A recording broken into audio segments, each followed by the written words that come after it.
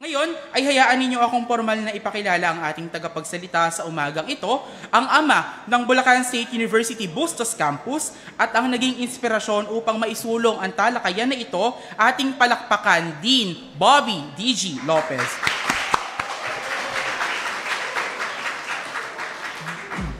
Siguro habang inaayos lang yung PowerPoint presentation, this is just another trivia in relation to kapihan. Bakit nga ba sa maraming pamantasan, usong-uso yung paggamit ng salitang kapihan kapag nagkakaroon ng mga palitan o intellectual discussion yung iba't ibang mga scholars. Sa panahon kasi ng Renaissance period o muling pagsilang sa Italia, very common scene sa mga kapihan, yung exchanges ng mga kaisipan, palitan ng mga ideya, patungkol doon sa mga usapin na hindi lamang nakakulong sa lipunan. At nakagawian na ito ng marami. Kaya from then on, ito yung magpapaliwanag kung bakit, halimbawa, dito sa ating sa Pilipinas, kasama na ang ating campus, whenever we have opportunity like this, tinatawag natin tong kapihan. Hindi lang dahil umiinom tayo, kundi habang humihigop tayo ng mainit na kape, ay nagkakaroon tayo ng palitan ng kaisipan, nagkakaroon tayo ng panibagong realisasyon na nakatutulong para higit nating mapagbuti ang ating sarili at makapagbahagi tayo sa lipunang ginagalawan natin. Ayan. Sa umagang ito, I think yung ating paksa is very timely considering yung mga bagay na nai-experience natin sa kasalukuyan. Hindi naman totally na paralyze ang sistema ng edukasyon, pero nakita natin, bumalik uli ang marami sa online learning modality. At may kinalaman ito dun sa ating karanasan o danas, kaugnay ng yung pagbabago ng panahon na nararanasan ng marami. Mas kilala ito at mas popular sa katawagang climate change, pero sa ibang scholar, mas gusto raw nilang gamitin yung terminong climate crisis. Kasi normal naman talaga yung pagkakaroon ng climate change. For instance, dito sa Pilipinas, meron tayong dalawang tipo o uri ng klima. Merong tag-ulan, merong tag-araw. Pero pag sinabi natin climate crisis, sa pagpapalagay ng ibang scholar, may mas malalim na implikasyon nito at gamit yung salitang crisis. Ibig sabihin, this is something extraordinary. And with my presentation this morning, makikita natin yung pagtatalaban ng iba't ibang disiplina mula sa agham panlipunan at hindi lamang nakakulong ang diskusyon natin sa agham panlipunan. So makikita natin na multidisciplinary na din ang approach sa pagtuturo ng mga aralin sa field ng social sciences. Katulad nito, gagamit din tayo ng mga kaisipan at konsepto mula sa larang ng agham, ng agham pangkalikasan, to be very exact, para higit nating makita, mahigit nating makita at maunawaan yung karanasan na pag-uusapan natin sa umagang ito. So, ang aking paksa ay pinamagatang ugnayang tao, anito, kalikasan, katutubong kaalaman, anituwismo at ang napapanatiling kaunlaran. Well, for sure, not all of you are familiar with this Filipino word, napapanatiling kaunlaran. Pero ito yung madalas na naririnig natin, nababasa natin, nire-release ng United Nations. Kilala ito, at mas pamosong kilala ito sa wikang Ingles bilang sustainable development. Pagtatangka yung sa akin, natawagin itong napapanatiling kaunlaran. But I myself is not also that much convinced kung ito nga ba yung pinakamalapit na translation for the word sustainable development. But I think in a way, medyo na-capture din niya ng kaunti yung pagpapakahulugan noong salita na mamaya ay bibigyan natin ng kaukulang tuon. So ang gusto ko makita muna ninyo, may mahigpit na ugnayan ang tatlong ito. Ang tauna-unahang report patungkol dun sa nagbabagong klima. At ang sabi, sa kauna-unahang report na kanilang inilabas, the threat of climate change is real. Ibig sabihin, sinasabi ng ulat na ito na ang banta ng climate change o climate crisis ay hindi natin dapat ipagsawalang bahala. Ano ba yung Intergovernmental Panel on Climate Change? Nilikha ito ng World Meteorological yung mga bantang dala ng nagbabagong klima. Ano nga ba yung patunay na nandyan na yung climate change or yung climate crisis? Number one, never in the experience of Bulacan na nagkaroon tayo ng 44 degrees Celsius na heat index. Dati, nung mga bata pa kami, idadamay ko na yung iba ko makakasama dito na faculty members, no? Yung record na 41 degrees Celsius ay sa Tuguegarao, Cagayan. Pag umakyat tayo ng 34-35, naaalarma na yung marami kasi napakatindi na ng init. Imagine, ngayon ay, for example, no, may naire-record na ibang mga bayan at lungsod sa lalawigan ng Bulacan ng 44 degrees Celsius. At sabi ng mga tagapag-asa, sa mga susunod na panahon, pagdating ng Mayo, maaaring umakyat pa ito ng more than 50 degrees Celsius. So imagine yung ganong klase ng heat index. Ibig sabihin, yung matinding init ng araw ay isa sa mga patunay, no, na nariyan na talaga, no, ang banta ng nagbabagong klima. Pero bukod dyan, no, mapapansin din natin na bumilis yung pagkatunaw ng yelo sa Arctic Ocean, no? Hindi naman talaga namang normal yung pagkatunaw ng mga yelo, no, sa karagatang Arktiko. Pero yung pagbilis na dati inaabot ng 100,000 taon, na ngayon ay 10 taon na lamang, no? Parang ito yung ikinagulat ng maraming mga sayantipiko. Nandyan din yung tinatawag nating ocean acidification. Ano yung pinaka-manifestation ng ocean acidification o pagtaas ng asido, content ng asido sa dagat? Yung mga coral bleaching, no, na nagdudulot ng pagkamatay ng mga bahura sa karagatan. Bukod dyan, makikita din natin yung food scarcity. Magkakaugnay ito dahil doon sa pagkakaroon ng matinding tagtuyot, no, kumakaunti yung produksyon, no, hindi nabubuhay yung mga halaman at maging yung mga hayop, no, na nagreresulta of course sa food scarcity. So ano pa, no? Yung pagtaas ng level ng tubig sa dagat. So makikita nyo for example dito sa Bulacan, no, lalo na doon sa gawin ng Bulacan, maraming mga barangay na yung lumubog na sa tubig. No? Sa pag-aaral ng ibang mga scientifico, lalo na halimbawa sa Malabon, bumababa kada taon lumulubog kada taon yung mga lugar doon ng 1 inch. So imagine that after 10 years. No, 10 inches na yan. No, kaya madami na yung mga dating lupa no, na nawala na. Tuluyan ng lumubog sa tubig. No? Ang sabi, katulad ng alam na natin, sinasabi ni Bergman na yung climate crisis or climate change is cyclical. Ibig sabihin, ito ay natural. Bahagi ng natural na proseso o daloy ng kalikasan. Pero, what we are currently experiencing is something supernatural or should I say, extraordinary. Sorry, hindi pala supernatural. Extraordinary yung word. Ibig sabihin, masyadong bumilis, no? Yung nakikitang manifestasyon at epekto ng climate change. Bakit? Nakita sa pag-aaral, halimbawa, dun sa ikalawang ulat na inilabas ng Intergovernmental Panel on Climate Change na mayroong partisipasyon ang tao sa pagbilis ng impact o epekto ng climate change. Kaya, yung karanasan na meron tayo ngayon, tinatawag ito ng mga eksperto na anthropogenic climate change, no? From the root word ng Greek word na anthropos, ibig sabihin tao. Ibig sabihin yung climate change na nararanasan natin, pag sinabi nating anthropogenic climate change, pinabilis na epekto ng pagbabago ng klima ng panahon, bungsod ng pagsira ng kalikasan at walang habas na paggamit ng likas na yaman ng tao.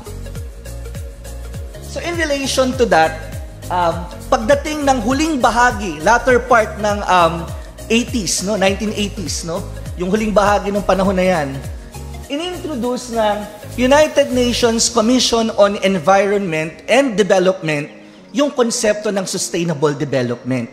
So it is the first time that the word sustainable development was introduced in the public and globally, no? Ang tanong ay, ano ba yung tinatawag nating konsepto ng sustainable development at bakit ba siya ipinakilala in public? So this is in response to the threats brought about by climate crisis or climate change. Ang tanong ay, ano ba yung tinatawag nating sustainable development o napapanatiling kaunlaran?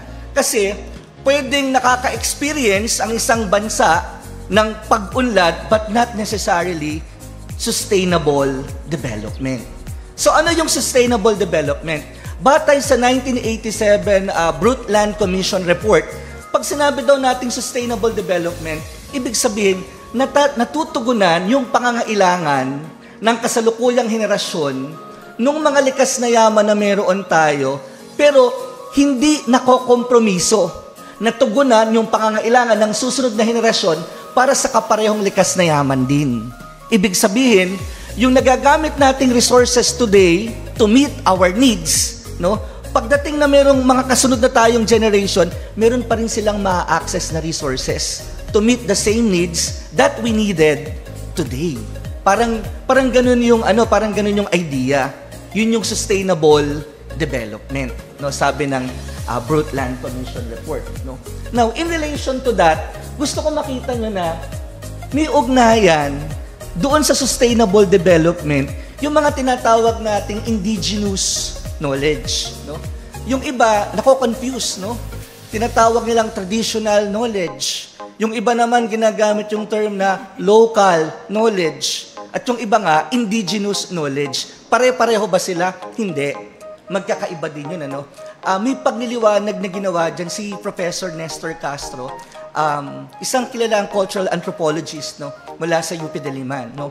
Pag sinabi daw nating indigenous knowledge, ito yung katutubong kaalaman, no. Doon muna tayo, no. Pag sinabi nating katutubong kaalaman or indigenous knowledge, ito daw ay tumutukoy sa kaunawaan, kasanayan, at paniniwala na nabuo ng tao sa isang lipunan bunga ng mahabang panahon ng mahigpit na pakikipag-ugnay doon sa kalikasan. No? Pag sinabi nating indigenous knowledge, ibig sabihin, itong knowledge na ito, or itong mga kasanayan na ito, hindi ito pwedeng makita sa ibang lipunan. This is unique to a particular locality. And only the people from that community, no, are practicing that. No? Yun yung indigenous knowledge. Whereas, pag sinabi naman nating local knowledge, pwedeng naging bahagi na yan ng kaalaman ng isang lokal, but not necessarily doon nang galing. Pwedeng impluensya yan mula sa labas na naging bahagi na ng kanilang pang-araw-araw na pamumuhay. That is local knowledge. Pag sinabi naman nating traditional knowledge, no, ang root word ay tradition, no? Siguro nagkakaintindihan naman tayo, di ba? Isa sa mga elements, sabi nga ni Sumner, ng culture, no, ay yung tinatawag nating tradition.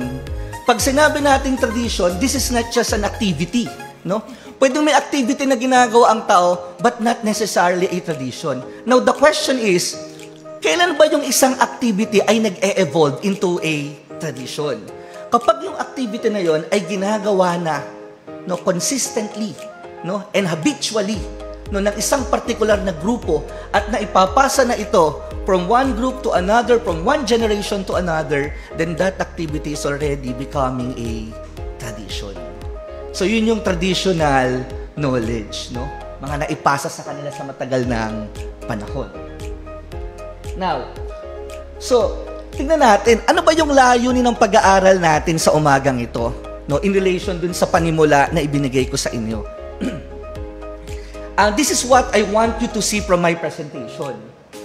Sa kabuuan, ang gusto nating maipaliwanag, paano nakakapag-ambag yung mga katutubong kaugalian na anchored or nakaugat sa anituwismo para maipromote yung sustainable development.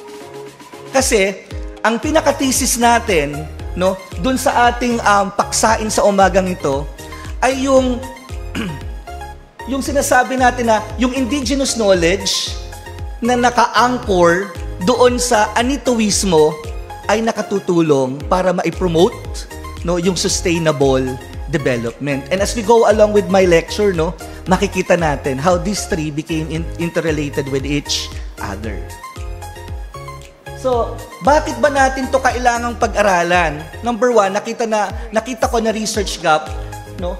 Bibihira yung mga pag-aaral patungkol sa katutubong kaalaman na meron ng mga Pilipino na sinipat kung paano ito nakatutulong sa pagpopromote ng sustainable development.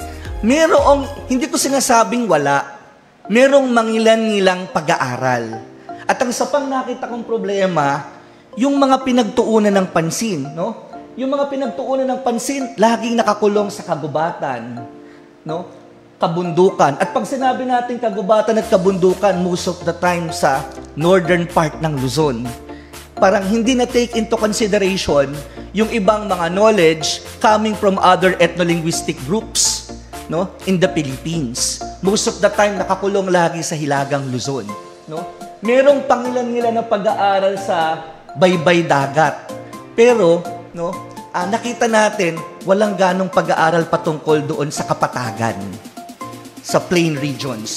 And more than that, wala pang nagsimulang pag-aralan na pagkumparahin, no, yung mga pag-aaral, no, mga ethnographic accounts na may kinalaman sa indigenous knowledge, kung paano siya nakakaapekto doon sa promotion ng state sustainable development.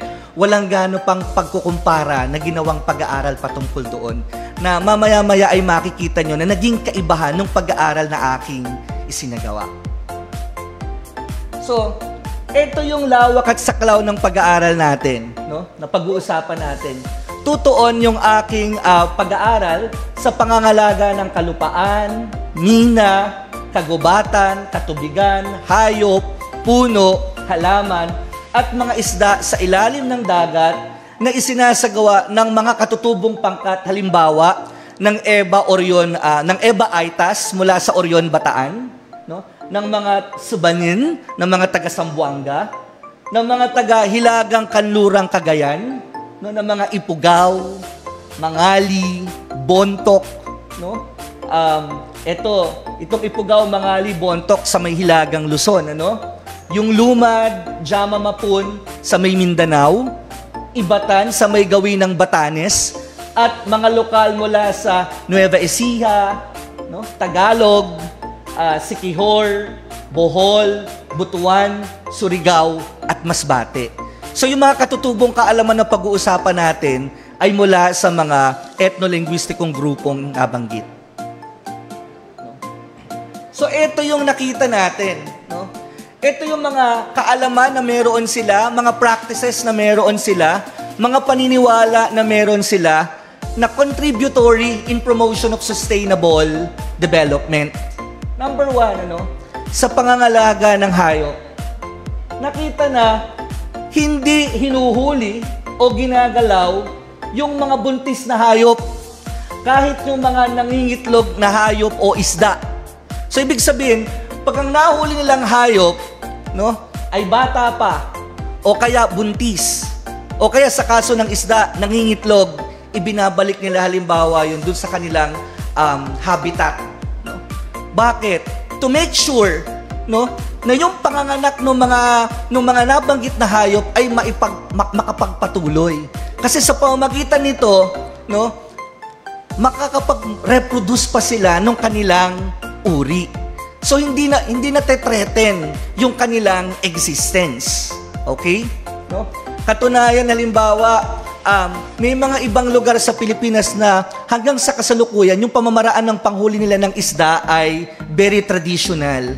Kasi with these traditional methods, no, it is more environmental when to be compared with highly sophisticated technology na ginagamit ngayon ng ibang mga mangingisda, no? Isa pa, no? Ito, I don't know if you are familiar with this, no? Yung mga lokal na kapaniwalaan. Halimbawa, yung kasumpaan. Sino nakakaalam dito ng kasumpaan? Halimbawa sa Malolos, ano? Yung kasumpaan, meron silang mga hayop na pinaniniwalaan na nagligtas sa kanila. For instance, ano? May mga account na merong mga nakasakay sa bangka at may butas yung bangka. No? So yung bangka ay lumulubog, hindi marunong lumangoy yung nakasakay sa bangka. Fortunately, merong tumalo na isda na napasak doon sa butas. And from then on, sumumpa yung nakasakay sa bangka na siya at ang kanyang susunod na henerasyon o salinlahi hindi gagalawin, hindi kakainin, hindi uhulihin yung ganoong klase ng isda.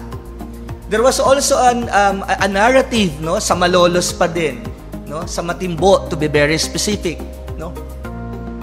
Nung ikalawang digmaang pandaigdig, no, merong nagtago doon sa talahiban ng mga Pilipino na lumalaban sa mga Hapon, no. Hinanap sila ng mga Hapon.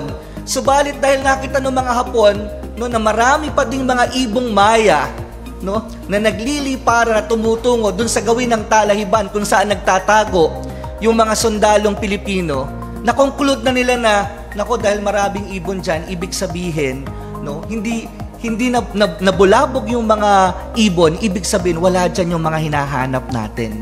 And because of that, na-save yung buhay nitong mga sundalo na ito. Kaya magmula noon, nangako yung mga sundalo na iyon na hindi nila gagalawin yung mga ibong Maya. Sapagkat yung mga ibong Maya, iniligtas nila yung buhay nila. So, isang magandang halimbawa ito ng kasumpaan, no? Ibig sabihin, I hope everyone is listening, no?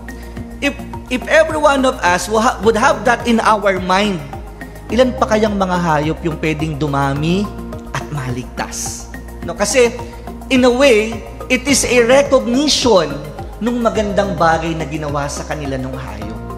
No, papasok diyan yung Filipino values, no, ng utang na loob. Mamaya ipapakita natin kung gaano kahalaga yung konsepto ng utang na loob, hindi lamang sa pakikipag-ugnay sa kapwa-tao, sa kapaligiran, kundi maging sa mga makapangyarihang nilalang. Okay. Isa pa, no? Sa San Miguel naman, sa May Sibul, to be very specific, no, noong araw, merong isang hayop doon na hindi hinurinig ng ganyang klase ng paniniwala pa. So, ayan. So, meron pa din. Ano? Kaya yung iba, nade-discourage na mag-alaga ng kwago. Nade-discourage na manghuli ng kwago. And that kind of thinking or mentality is very much favorable in taking care of their species. No, yung species nila. Kasi natatakot kang galawin out of your fear, o baka mamaya, no, ito yung maging mitsa. No, na, kasi maraming mga kwento yung mga matatanda, nag-alaga ng kwago, so isang miyembro ng kapamilya yung namatay. Kaya ano ginawa? Pinakawalan yung kwago. At hindi na muling nang huli o nag-alaga pa ng kwago, hindi lamang yung pamilya nila, kundi maging yung mga kapitbahay dahil dun sa ganong klase ng kapaniwalaan. No? Sa Nueva Ecija, may ganito namang klase ng practice na na-develop.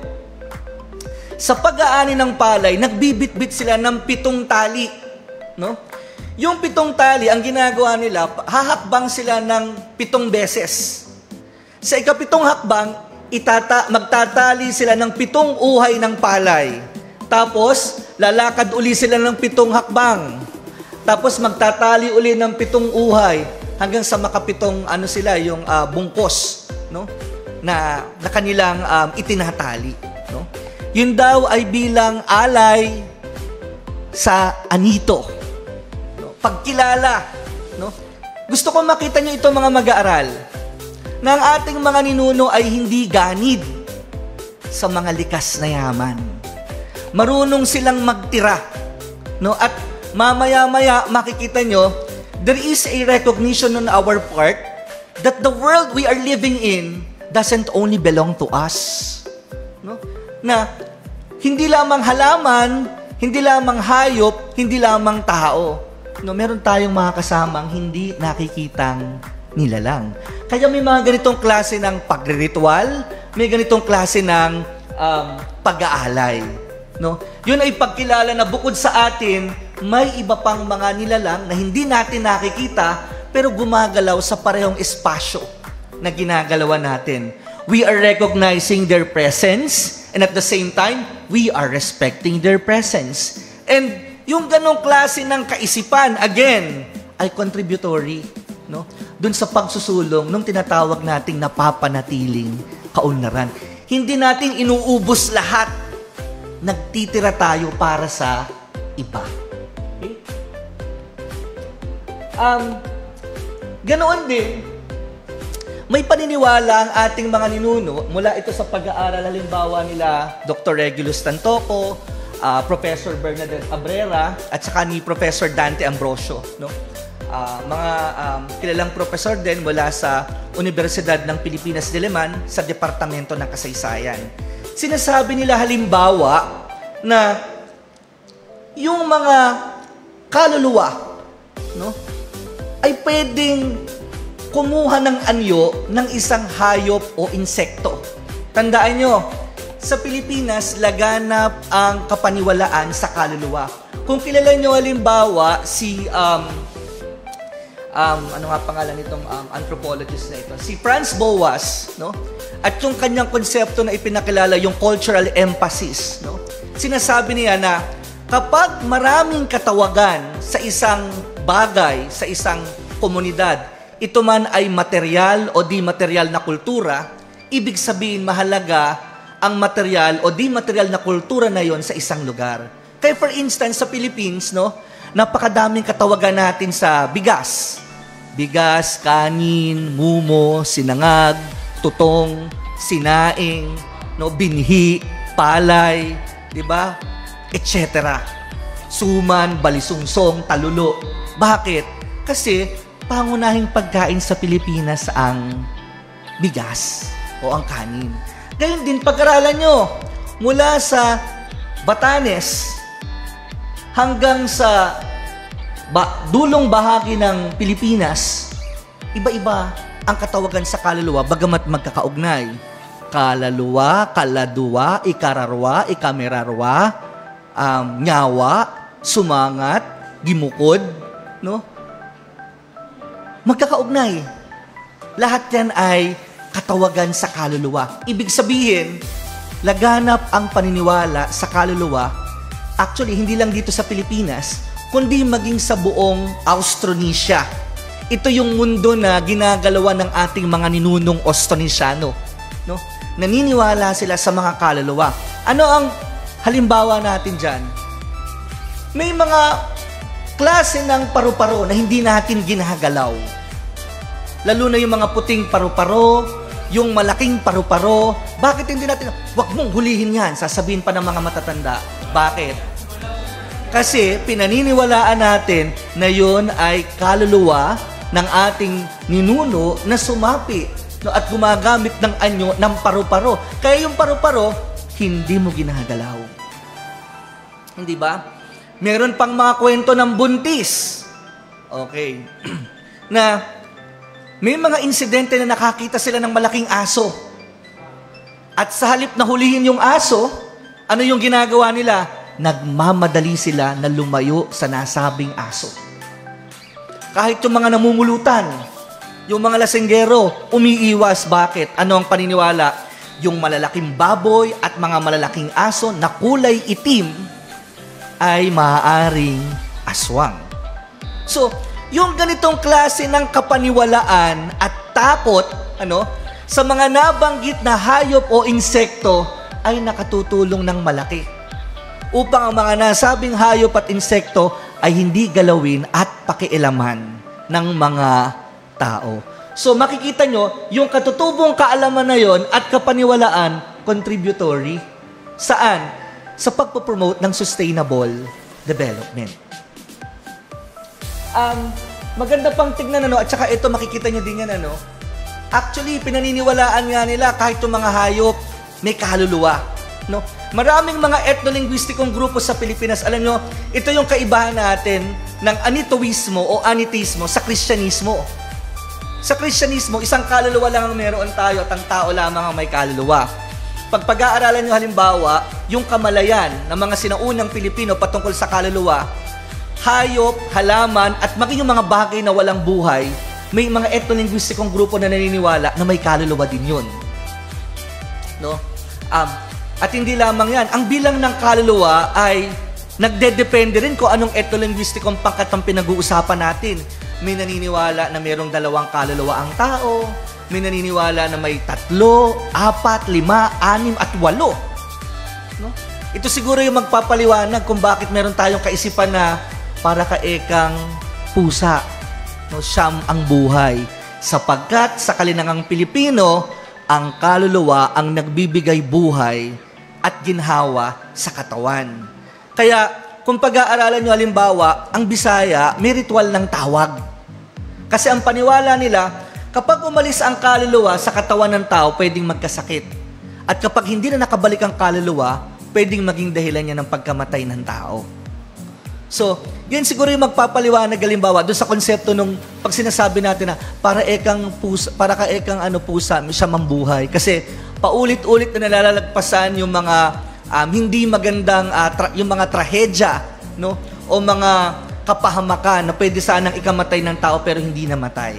Kasi nga ang paniniwala, ang kaluluwa ang nagbibigay buhay at hindi lamang ito isa, no? Inuulit ko, depende sa ethno-linguistikong pangkat na pinag-uusapan natin, yung bilang, no, ng kaluluwa na meron batay sa paniniwala nila. No? At kaugnay niyan, maging ang Tagalog at Kapampangan ay kumikilala na isang anito ang buwaya. No? Tawag nila ay nono.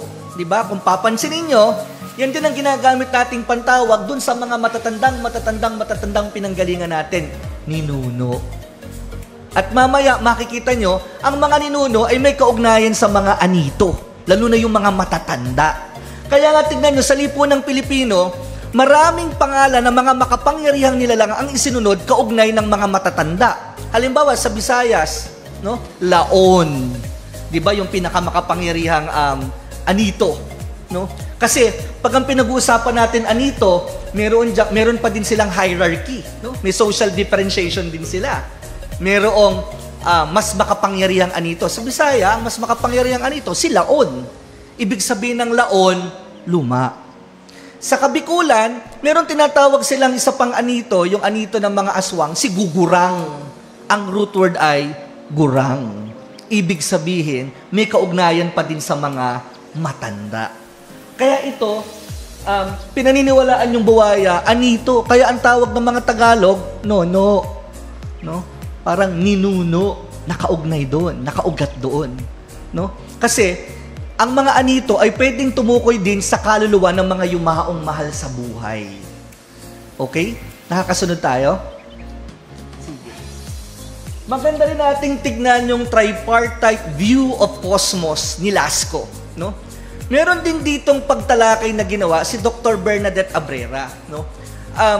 Hindi ko sinasabing sa kapaniwalaan ng mga Pilipino in general ay tatlo lang ang sapin ng sandaigdigan. Kasi, uulitin ko, ang bilang ng sapin ng sandaigdigan ay nakadepende din kung anong ethno-linguistikong pangkat ang pinag-uusapan. Merong naniniwalang 3, may naniniwalang 4, 5, 6, at marami pang iba. No? Pero sa pangkalahatan, no, halimbawa, yung pinaka-common ay yung paniniwala na mayroong langit, lupa, at ilalim ng lupa. At kung titignan nyo halimbawa, no, katulad ng binabanggit ni Lasco, ang nagre-represent pag ang pinag-uusapan ay langit ay araw at ibon. Pagkalupaan naman, puno. Pagkailaliman ng lupa, pagong at ahas na inuugnay sa konsepto ng naga. So, ano yung makikita natin? Tingnan nyo kung paano natin tinitingnan yung bumubuo ng sandaigdigan. Ang mga representasyon ay ano? Mga halaman, puno, ibon sa papawirin, at maging yung mga ahas at pagong. Inuugnay din ang mga ito sa mga makapangyarihang nilalang. Pag-aralan nyo halimbawa yung mga agimat at anting-anting. Pag-aralan nyo halimbawa yung mga katutubong disenyo sa mga textile, sa mga kalasag, sa mga espada na ginagamit, nandoon yung mga nabanggit na yon. Pagpapakita ito ng napakataas na pagkilala at pagpapahalaga ng mga ninuno natin sa mga bagay na matatagpuan sa kalikasan natin. No? Actually, inilalagay sila sa pedestal at kinikilalang mga makakapangyarihang nilalang. Maganda rin nating tignan yung pangangalaga alimbawa sa puno sa may hilagang Luzon at maging sa iba pang bahagi ng Pilipinas. No? nakagawian na kapag may pinutol na puno, may papalitan. Dati kapag nakalimutan ko lang yung pangalan ng partikular na ito linguistikong pangkat, pag nagbinyag yung anak nila, 4 na puno yung itinatanim. Pag may pinutol na puno, yung iba naman, 2 yung ipinapalit. So in that way, no, may pinutol pero may ipinalit. Hindi katulad sa kasalukuyan. Hindi sustainable ang practice. Pag pinutol, putol, wala nang kapalit. Wala nang lalaki. At dati, hindi pinuputol yung mga bata at murang puno, yung mga matatanda ng puno, napapatay na. Pero ngayon, kay bata, kay matandang puno, dahil sa para sa salapi, no? Makikita natin mamaya sa pagbabago ng mode of production o moda ng produksyon, magbabago yung pamumuhay ng tao, kapaniwalaan ng tao, at maging kung paano niya tinuturing ang kanyang kalikasan. No? So pati yung mode of production, may kinalaman kung paano tayo nag-iisip. No? At kung paano tayo nakikipag-relate sa ating environment. Hindi rin pinuputol yung puno ng balete o tinatawag na nonok. No? Kasi, pinaniniwalaan din dati na ang mga puno ay tirahan ng mga anito, ng mga diwata. Huwag nung ipagkamali na ang diwata ay yung mga fairies. No? Sandali lang, may lumalaganap kasing kaisipan maging sa larang ng agham panlipunan na pag kumbaga parang ginagamit nila interchangeably yung fairy at saka yung diwata. Hindi sila iisa. Ang diwata, di ba, mas madalas pag iniisip noon mga babaeng magaganda na merong supernatural powers, no? Hindi yun yung diwata. Ang diwata, katulad ng anito, no, ay maaari nang galing sa salitang Sanskrit na yung diwata, demwata. Pero ang anito at diwata ay kapwa tumutukoy saan? Pag sinabi nating anito o diwata, pareho yung kaluluwa. Period. No, walang gender. Kaluluwa. No? Dalawa yan. Pwede nga yung kaluluwa ng yumaong mahal sa buhay o yan yung mga kaluluwa na nakatahan sa kalikasan. Hindi yung kalikasan per se ang sinasamba ng mga ninuno, kundi yung mga tumatahan sa kailugan, sa mga matataas na bundok, sa mga puno. Kaya nga, pansinin nyo, pag umiihi, lalo na ang mga kalalakihan, ito yung pagpapakita na in our mind, this world doesn't only belong to us. Itong physical world na ito, hindi lang para sa atin. Pag-aralan nyo pag umiihi kayo, and even yung mga babae, no, kapag di na talaga kinaya, tabi-tabi po. Ano kasunod? Tabi-tabi po, apo. Makikiihi lang po, apo. Ang tanong, sino ba yung pinapatabi mo? May nakikita ka ba na hindi namin nakikita? At may pinapatabi ka? No? At the back of our mind, klaro pa din yung konsepto ng anitowismo. Pwedeng hindi na yung konsepto, pero naipasa pa din ng mga ninuno mo. Kaya hindi mo man siya naiintindihan, pero tignan mo, sinasambit-sambit mo pa din, bahagi pa din ng kultura mo. Yun yung sinasabi ni Franz Fanon na nagkaroon na tayo ng false consciousness. At hindi lang false consciousness, parang nagkaroon na tayo ng cultural amnesia. Pilipino ka, pero hindi na maliwanag sa'yo kung ano pagka-Pilipino mo. Hindi mo na naiintindihan yung mga traditions and practices that you embrace. At actually, hindi nga natin ine-embrace yung traditions and even our belief systems kasi hindi na natin sila naiintindihan. No, they don't make sense at all kasi hindi natin naiintindihan yung the reason behind. Kaya pala may pinapatabi ka kasi naniniwala ka pa din na naipasa sa iyong paniniwala na hindi lang para sa atin ang mundong ito. Na sa mundong ito, meron tayong kasama ng mga hindi nakikitang nilalang ng makapangyarihan. Pero mamaya, ang maganda, merong negotiation na nagaganap. No? Hindi linear yung relationship. No? Merong negosasyon na nagaganap sa pagitan ng tao, ng kalikasan, at ng makapangyarihang nilalang. Okay? Kaya tignan nyo, di ba? Hanggang ngayon may takot sa puno ng balete, right? Ang problema na lang, western na, no? Medyo may halo na, uy, dyan lumalabas yung white lady. Iba na yung tumatahan na kaluluwa. No? Hindi na yung diwata. Wala na sa isip natin yan. Nagbagong bihis na yung pagpapakahulugan ng diwata. No?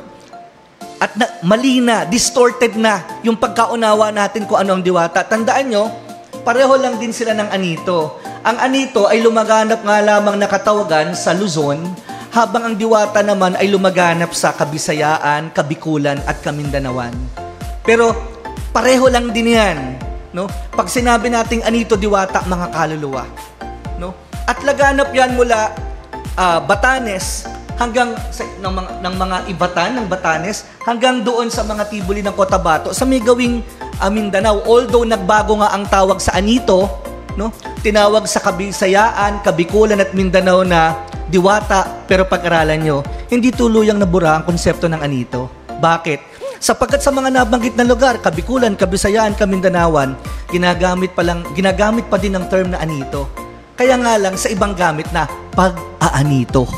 Isang klase ng ritual, isang klase ng pag-aalay para sa mga makapangyarihang nilalang. But just the same, may kinalaman pa din sa pakikipag-ugnay sa makapangyarihang nilalang. Hindi totally nawala yung konsepto. Okay?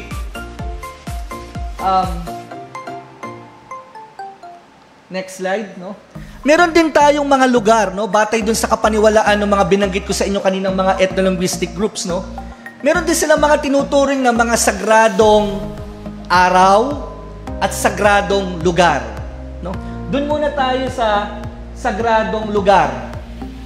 Ay sa sagradong panahon o araw. May mga panahon na itinatakda sila, bawal mangisda. May mga panahon na itinatakda sila, bawal mangaso. Na you have to wait, for example, kailangan nyo maghintay, halimbawa, ito, maganda yung dito eh.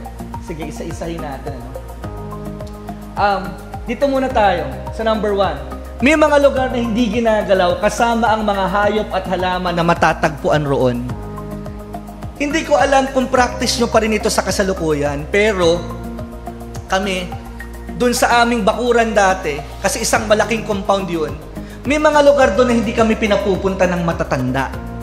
Ang sasabihin, pwede ka nang maglaro sa lahat ng lugar dyan, except for that place. Kasi yung lugar na yan, baka mamatanda kayo dyan. Nasusundan nyo ba ako? What is the good thing about it? Kung itinuturing na sagrado yung lugar na yon, hindi pinupuntahan ng mga tao, iniiwasan ng mga tao, lahat ng sari buhay na nananatili sa lugar na yon, hindi rin magagalaw. Hindi magagalaw yung mga puno na naroroon, hindi magagalaw yung mga halaman na naroroon, at maging yung mga hayop na naninirahan sa lugar kasi itinuturing nilang sagrado.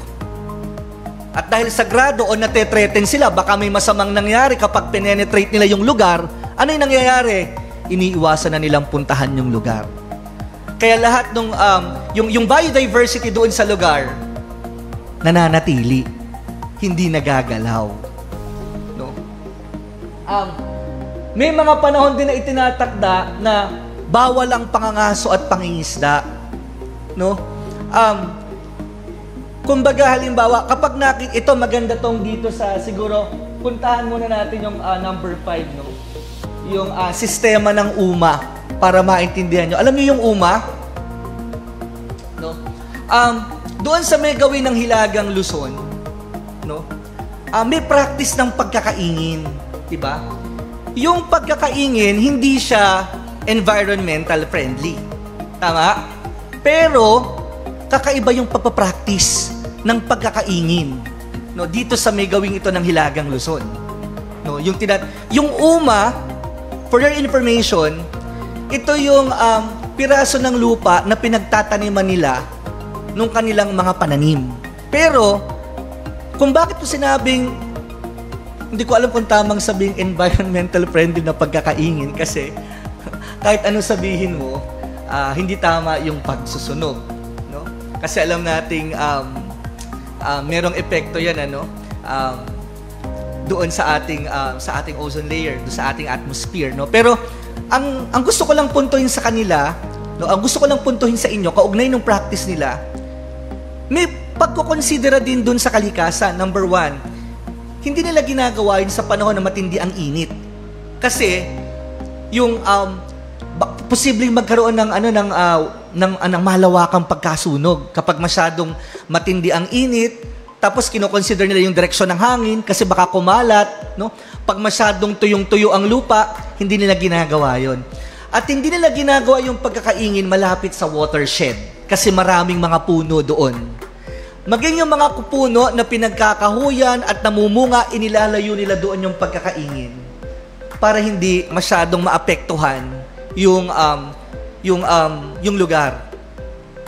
At meron din silang nakagawian, yung tinatawag nilang, nagpa-practice sila ng apa. Literal na ang spelling ay apa, no? Yung apa, ito yung tradisyon na kapag may nangyaring masama sa sino mang miyembro ng pamilya nung nagkakaingin for 10 to 20 years, hindi nila ginagalaw yung uma. Hindi sila nagkakaingin. Kaya, with that kind of practice, nanunumbalik yung biodiversity ng lugar. So, you see, although hindi siya masyadong environmental friendly, pero makikita natin, no, itong mga katutubong ito, meron silang, pinapractice pa din nila yung, kumbaga parang into some extent, no, yung pangangalaga pa din ng kalikasan. Hindi makagamit lang. Okay? Maganda rin nating tignan yung, pangangalaga ng muyong, no? Familiar ba kayo sa muyong? Ang muyong ay watershed, no, sa may Ifugao, no? Kapatid yan nung lakon o komunal ng mga nasa malayong bahagi, no? Yung by the way yung mga bontok, yung mayroong lakon. Yung lakon o komunal, matatagpuan yan sa may gawin ng besaw at sagada. Para din, yung lakon, katulad ng muyong, may kinalaman siya sa pangangalaga ng kagubatan. Ang pinagkaiba lang ng lakon sa muyong, yung lakon, hindi kasi siya nagsisilbing watershed. Hoy. Pag lumaki na tong amak, nagiging imong. No? So itong imong ng mga katutubong pangkat ng mga lili sa Kalinga, Apayao, ay katulad, malapit din sa konsepto ng muyong at lakon. Lahat ay may kinalaman sa pangangalaga ng kagubatan. No? At bahagi ito ng mayamang kalinangan ng mga katutubong pangkat sa Hilagang Luzon. No? Mapapansin din halimbawa na yung mga taga-Masbate, taga-Ibatan, no? Taga-Batanes, no? Yung mga Jama Mapun, no? Yung mga Lumad, kapag kumukuha din sila ng resources mula sa kanilang kapaligiran, nakita sa mga pag-aaral that they are getting resources enough, no, to sustain yung needs ng family.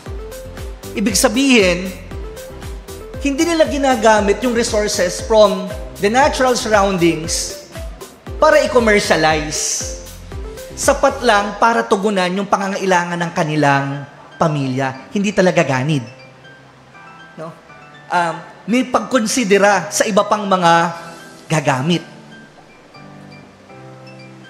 Mamaya makikita nyo, mawawala lahat ng yan. Diba? Parang iba na ngayon yung mentalidad natin. Sa ngayon, basta meron, ubusin natin. Kuhanin natin. Kung walang matira sa inyo, problema nyo na yan. Basta ako, na-secure ko yung sarili ko at yung pamilya ko. That is how we think today. Kaya tignan nyo kung anong bunga sa atin. No? Sa paniniwala din ng mga katutubo, no, balikan natin yung mga lugar na sagrado. Pansinin nyo, napakasagrado ng mga yungib, bukid, kabundukan, kailugan sa marami. Hindi lang kasi sila tahanan ng anito. Kung natatandaan nyo, yung pakikipaglaban ni Makliing Dulag, no, sa rehimeng Marcos, no, kasi 'di ba ipapatayo yung Chico River Dam. Sa pagpapatayo ng Chico River Dam, yung mga villages na formerly ino-occupy nila, masasubmerge into water. Ang problema, kasama doon, yung mga yungib. Ano ba ang halaga ng yungib sa mga ninuno natin? Lagakan ito ng mga namatay. Tirahan ito ng mga anito. Kaya pag lumubog yung mga yungib, lumubog yung tahanan ng kanilang mga ninuno. yung tahanan ng kanilang mga anito. So magagalit sa kanila. Kaya pinoprotektahan nila, kaya sagrado. Bukod pa dyan, pag-aralan nyo. Halimbawa, ang bangang manunggol, ano nasa ibabaw ng bangang manunggol? May bangka. Pag-aralan nyo, saan natagpuan ang maraming mga burial jars ng Pilipinas? Kung hindi nakaharap sa dagat, malapit sa katubigan. Bakit? Isa sa pinaniniwalaan na daanan patungo sa kabilang buhay ay ang tubig. Kaya, tignan nyo din bakit yung iba sir natagpuan? Halimbawa, bangang manunggol, natagpuan yan sa sa Manunggol Cave, sa may Lipuon Point, Quezon, Palawan, sa may Tabon Cave Complex, sa may Chamber A. Tignan nyo, sa Yungib. Bakit sa Yungib? Kasi pinaniniwalaan din ng mga ninuno natin na isa pang daanan patungo sa kabilang buhay ay yung mga butas na matatagpuan sa Yungib. Sa kapaniwalaan ng mga ninuno natin, maraming daanan patungo sa kabilang buhay. Yung kwento ng mga Ipugaw, tungkol doon sa lalaki na nakapag-asawa ng diwata, hindi ba merong baging na inakyatan para makarating sa langit? So, ibig sabihin, sa pananaw ng mga ninuno natin, marami at iba't iba ang daanan patungo sa kabilang buhay. No? Kaya nga, kabilang buhay. Nakita nyo? Kasi, wala tayong konsepto ng life after death. Kasi, hindi naman tumitigil ang buhay. Ang tingin ng mga ninuno natin, ang kamatayan ay paglalakbay patungo sa kabilang buhay. Hindi natatapos ang buhay sa pagkamatay dito sa mundong ibabaw kasi nga may 3 sapin. Langit, lupa, ilalim ng lupa. Ibig sabihin, pag namatay ang tao, lilipat ka lang sa iba. Parang maglilipat ka lang sa isa pang dimensyon, kaya kabilang buhay. Kaya uso yung mga pabaon, diba? Pag may namatay, may lasinggero, naglalagay ng alak sa gilid ng kabaong. No? Mahilig manigarilyo, naglalagay ng sigarilyo sa gilid. Kasi ang tingin nila, yung buhay dito at saka sa kabila, sabi ni Fox, parang pareho lang din. Kumbaga, nag-work lang siya in opposite manner. Kung tag-araw doon, tag-ulan dito, tag-ani dito, tag-tanim naman doon sa kabila.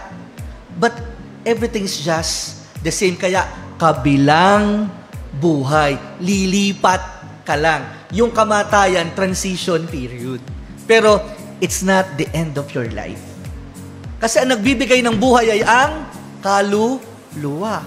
Kaya nga ang kaluluwa, from the root word, duwa, dalawa. Sabi ni Salazar, may panloob at panlabas. Alin ang panlabas? Katawan. Alin ang panloob? Kaluluwa. Okay? Now, ito pa, maganda rin pansinin ito, halimbawa, yung paggamit ng hulok ng Ipugaw, hindi tulok ha. Huwag niyong amuyin yung katabi niyo. Yung hulok, para itong pamatay kulisap, pantaboy ng peste sa mga palayan sa Ipugaw. Pinagsasama-sama nila yung iba't ibang klase ng damo at halaman, dinidikdik nila. Nagpo-produce ng amoy na hindi gusto ng mga kulisap. Kaya pag hinagis na nila yun, ilagay na nila yun doon sa palayan, parang insect repellent ang dating. Natataboy, pest repellent ang dating niya, na itataboy yung mga peste. So, hindi siya nagkakos ng problema sa atmosphere. Kasi, organic, hindi nagre-release ng CFC. Di ba? Hindi siya nagkakos ng depletion ng ozone layer. Okay? So, very environmental friendly. Tapos, eto pa, hindi rin sila agad nangangaso. Hindi rin agad pumipitas ng bulaklak. Halimbawa, may pagbanggit yung isang paring Jesuita dun sa kanyang tala na napansin niya daw na ang mga katutubo dito sa Pilipinas, bago dumaan, bago pumitas ng bulaklak, bago kumuha ng bungang kahoy, nagpapaalam. Nagri-ritual. Hindi basta pitas, hindi basta kuha. Ngayon, basta may nakita, pitas, kuha. Wala nang natira doon sa may-ari Kasi iba na tayo mag-isip. Pero noong araw, Nung sinaunang panahon, nagpapaalam sila, hindi sa tao, sa makapangyarihang nilalang. May paggalang, may pagrespeto. Kaya tignan ninyo, may balanse, mamaya makita nyo, balanse yung interrelationship or yung interaction, sa pagitan ng tao, anito at kalikasan. At habang balanse yon, may sustainable development. Yan ang problema, nawala. Kung paano nawala, eto na, konti na lang to. So ito lang ang gusto kong i-emphasize, no? May ganap na pagkilala ang mga ninuno natin sa kapangyarihan ng mga anito. Alam nila na itong mga anito, into a greater extent, can influence the lives of the people. Pwedeng magdala ng sakuna, pwedeng magdala ng epidemya, pwedeng magpasabog ng bulkan, pwedeng magdala ng karamdaman, pero pwede ring magdala ng tagumpay sa pangangayaw. Tao, katiwala, tagapamahala ng kalikasan. Mamaya, ipapakita ko sa inyo ano yung bunga ng ganong klase ng pagtingin. Kasi, bago dumating ang mga Kastila, pantay-pantay silang tatlo. Yung anito, yung tao, yung kalikasan. Ang tingin ng tao sa kanyang sarili ay kapantay ng anito, into some extent, no? Although alam natin mas makapangyarihan yung anito. Pero mamaya makikita nyo nga may negotiation. Pero ang punto ko, magkakapantay ang anito, tao, kalikasan, walang nakakalamang, balansyado. No? Saan papasok ngayon dito yung negosasyon? Saan papasok dito yung conflict ngayon doon sa tatlo? No, dito natin tingnan yan. No? Kung matatandaan ninyo, parang ganito yan. Ang anito, pwedeng magpala, pwedeng magdala ng sumpa. Kaya ano ginagawa ng tao? Ipinapailalim ng tao yung kalooban niya sa anito. Kasi pag ginawa ko to, may masamang mangyayari sa akin. Pero pag ginawa ko yung ganito, ayon sa kalooban ng anito, pagpapalain ako nito. Kaya ano ginagawa ng tao? Ipinapailalim niya ang kanyang sarili sa kagustuhan at kalooban ng anito. Pero, hindi linear yan na relasyon. Balikan yan. Sa paggawa naman ng tao, kung nabasa nyo na yung Contracting Colonialism ni Vicente Rafael, no? Palitan yan eh. Ano yung nag-govern dun sa relasyon nila? Utang na loob. Ipinapasok nila ang isa't isa sa pagtanaw ng utang na loob. Paano? O de ang tao, dahil gusto niya ng biyaya mula sa makapangyarihang anito, nagri-ritual, nag-aalay, nagsasakripisyo. Ano naman ang inaasahan ng tao kapalit nito? Pagagalingin siya sa karamdaman, pagpapalain siya. Sa pamamagitan ng mga ritual at anito, naoobliga niya yung makapangyarihang nilalang na ibigay naman ang kanyang gusto. So nakikita ninyo, merong duality. Hindi one-sided yung relasyon. Nasusundan ba? And in the same manner, ganito din yan. Gusto mo ng masaganang ani? Gusto mo ng mga resources? May paalala sa iyo si kalikasan, gamitin mo kung mabuti. Kasi, ano ang nangyayari pag hindi tama ang gamit sa kalikasan? Delubyo. Trahedya. Kakapusan ng supply ng pagkain. Kaya, ang tatlong ito, mahigpit ang ugnayan nila sa isa't isa. Pero makikita nyo, may checks and balances. Kasi, pag merong isa na sumira ng balanse, lahat yun may implication sa kanila. Kaya kung pag-aaralan nyo mabuti, dahil doon sa ganitong pagmamalay natin at kapaniwalaan, yung sustainable development na ipopromote. Pero, alam natin hindi sa lahat ng pagkakataon. Sa palagay nyo, sino ang pinaka-aktibo sa tatlo? Sa pakikipag-ugnay, ang tao. At sino din ang sisira doon sa balancing mayroon sa pagitan ng tatlo, ng anito, ng tao at ng kalikasan, ang tao rin. Kaya ano mangyayari pag nawala ang balanse? Ito pala ang tanong, bakit ba may balanse sa anito, sa tao at saka sa kalikasan? Ano yung something common dito sa tatlo na to? Kung bakit mahigpit yung ugnayan nila sa isa't isa? Nung una, gusto kong ipakita sa inyo yung konsepto ng kapwa ni Virgilio Enriquez. Sir, hindi mo pwedeng gamitin yung konsepto ng kapwa dyan. Kasi iba yung tao. Tama. Iba yung anito.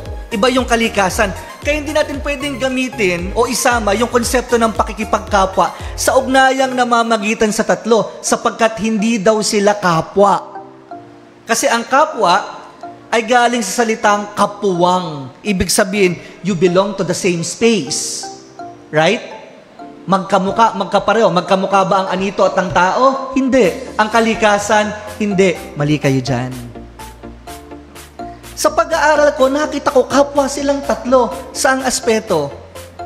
Meron bang makakahula? Kung nakikinig kayong mabuti, ang sagot ay nasaan? Nasa kaluluwa. Ang tao may kaluluwa. Ang anito ay kaluluwa. At ang kalikasan ay may nananahang kaluluwa. So ito, yung nagbabind sa kanilang tatlo, kaya pwede yung kapwa. Yung pakikipagkapwa, pasok sa ugnayan ng tatlo. Kaya tignan mo, pag nawala yung pakikipagkapwa, ano nangyayari sa relasyon ng tatlo? Nasisira. Nawawala na yung sustainable development. Kaya napaka-importante ng value ng kapwa. Nabanggit ko na yung negosasyon. Kasi tingnan nyo, ano, magdadagdag lang ako ng konti. No? Yung may negotiation na nagaganap, nasan yung negotiation? Totoo, powerful yung mga anito. Tama? Pero at the same time, na ipapasok siya ng tao para pasundin sa kalooban niya sa pamagitan ng pagritual. Meron pang isa. Very powerful ang anito, pero ang mga tao gumagamit ng agimat at anting-anting para protektahan din ang kanilang sarili sa anito. Kaya hindi siya pwedeng i-control fully ng anito. Kaya dapat, para manatili ang balanse, kailangan ng pakikipagkapwa. Papasok ang utang na loob. Kaya, sige, nagsasakripisyo ka, pagpapalain kita. Para pagpalain kita, magsakripisyo ka. Both of them are benefiting on the process. Kaugnay din ng kalikasan. No? Balikan naman natin yung konsepto ng paano yung pagbabago ng mode of production nakaapekto dun sa relasyon ng tatlo. Tandaan nyo, doon sa sinaunang pamayanan, no, kumukuha lamang sila ng sapat para tugunan ang kanilang pangangailangan. Small-scale production. Just for family consumption. Di ba? Pero, darating ang panahon, papasok ang kapitalismo. Papasok ang privatization. Papasok ang globalisasyon. Although, noon pa man may globalisasyon na. Pero, ngayon, may maling paggamit, no? Sa bagay, pwede nating makita ang globalisasyon sa iba't ibang muka, no? Pero, mas particular ako sa kapitalismo at privatization. Ano na ang kailangan? Money, mass production, commercialization. Ang tao, ginawa nitong ganid. Sa pagdating ng isang edukasyong galing sa labas, ng isang pananampalatayang galing sa labas, binago nito ang pag-iisip ng tao. Kaya wala na tayong malay sa anito. Kaya wala na din sa kamalayan natin yung nakalimutan na natin na ang tao, ang kalikasan, no, at ang anito ay iisa. No, na binabind ng kaluluwa. Kaya nawala na tayo ng pakialam sa isa't isa. Kaya naging unsustainable na yung mga practices natin. No? Yan ay dala ng anthropocentrism development. Ano naman yung tinatawag namin sa anthropology na anthropocentrism development? Yan yung development na nakikita mo na ang development ay para lang sa pakinabang ng tao. Period. Hindi yun yung sustainable development. Kasi pag sinabi natin sustainable development, it must be inclusive. It should be non-discriminatory. Hindi lang isang particular na grupo ang nakikinabang. Pag sinabi natin sustainable development, isa itong klase ng kaunlaran na suma sa lahat at para sa lahat. No? Ano pa yung kagandahan ng pagkilala dun sa katutubong kaalaman as a means of promoting sustainable development? Alam nyo, hindi lang yung nature ang nape-preserve. Hindi lang ang nape-preserve ay yung kultura. Actually, kung pag-aaralan natin, magkakaugnayan. As we preserve yung culture, no, kasi magkaugnay daw ang kultura at pag-unlad. Habang nape-preserve ang culture, nape-preserve mo yung identity ng tao. At mahalaga ang identity ng tao, sabi ni Dr. Nagit, sa pagbubuo ng bayan. At mahalaga ang pagbubuo ng bayan para mapaunlad at mapatatag ang bayan. Pag hindi buo ang bayan, walang maunlad at matatag na bayan. At hindi mabubuo ang bayan until such time na magkaroon tayo at makabuo tayo ng isang kakanyahan bilang bahagi ng isang kolektibong pangkat. Kaya mahalagang balikan yung ganitong klase ng mga paksa, yung mga katutubong kaalaman. Kasi it tells something about who we are or who we were from the past. No? Bilang konklusyon at rekomendasyon, no? Siguro yung mga nasa field ng science na narito ay magtatanong, no? Na, ano ba sir yung kaugnayan, yung mga katutubong kaalaman na yan, dun sa science? Kasi naipaliwanag ko na yung culture and development eh. Ano ang kinalaman nito sa siyensya? Yan ang problema natin. Highly westernized ang definition natin ng salitang agham. Ito naman ang hamon ko sa mga nasa field ng agham. No? Halimbawa, hindi nila kinokonsidera, sabi nila yung mga katutubong kaalaman na yan, it's just mere superstitions. Hindi na natin dapat pag-aralan yan. Scientific age na tayo. We have to prove things through empirical evidence. Sabi ng iba, therefore hindi yan scientific. Pero ito ang tanong ko. Paano mong sasabing unscientific yung mga practices na yan at knowledge na meron ng mga ninuno natin? Kung tatanungin mo sila, did they find it effective? Or thousands of years ago, they would tell you, yes, it works during their time. Actually, nung ipinakilala natin yung isang bagong karunungan halaw sa labas, well, hindi po ako, wag niyo pong ipagkamali na hindi natin kailangan ng mga bagong kaalaman. Pero ang sinasabi ko, wag nating totally i-disregard itong mga ganitong klase ng kaalaman bilang scientifico at makaagham. Kasi, tandaan niyo, wag nating i-underestimate yan. Bahagi ng karanasan nila yan. At sa kanila, it works. Pangalawa, hindi ba ang pagmamasid ay bahagi ng metodo ng agham? Ito ay bunga ng kanilang mahabang panahon na pakikipag-ugnay at pagbasa ng galaw at direksyon ng kalikasan. Hindi ba metodo yan? Eksperimentasyon. Sinasabi ng mga pamamaraan sa siyensya para bago mag-conclude. Hindi ba't ito'y bahagin, hindi lamang yung sinubukan ng isa, dalawa, tatlo. Bahagi yan ng kanilang pang-araw-araw na pamumuhay at nakita nila ang bisa at gamit sa kanilang buhay. Hindi ba pwede nating sabihing makaagham? Kung gayon, bakit ito itinuturing na hindi makaagham ng ilang mga scholar? Number 1, dahil ba sa ritual? Dahil ito ay naiiba sa kanilang ipinakilalang pananampalataya? Kaya hindi ito makaagham? Kung gayon, ito ay isang bias na pagtatasa ng kung ano nga ba ang makaagham sa hindi makaagham. At pangalawa kong tanong, sino ba ang nagtatakda kung alin ang makaagham sa hindi makaagham?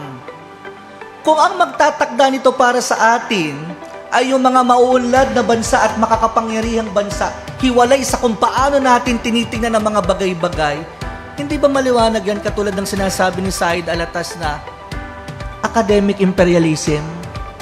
Ang nagdidikta sa atin kung ano ang mali sa tama, alin ang totoo sa hindi totoo, ay laging ang tagalabas. At pag hindi katulad ng sa kanila, mali at hindi tama sa demonyo, i-condemn natin.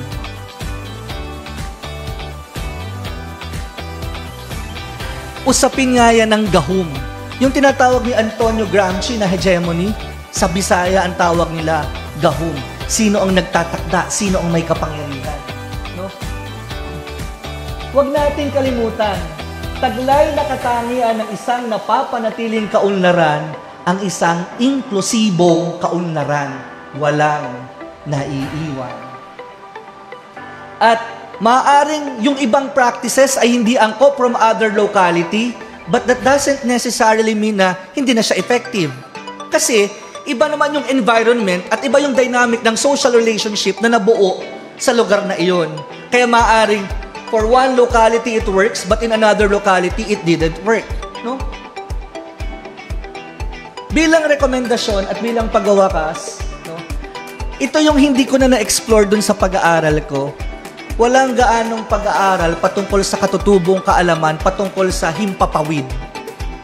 So, yan yung hindi na po na-cover ng study ko na baka mamaya may gusto kayo, natisod nyo ngayon yan, baka pwedeng explore nyo. At pangalawa, baka pwede bilang phase 2 nito, pwede nating silipin para mas buo yung phenomenon. Kasi ang pinag-uusapan natin yung bunga o epekto ng climate crisis or climate change.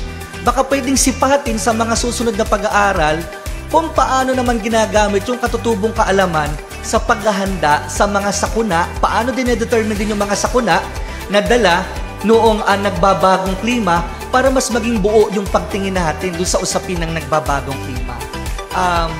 Dito ko na tinatapos ang aking panayam at maraming salamat sa inyong pakikinig.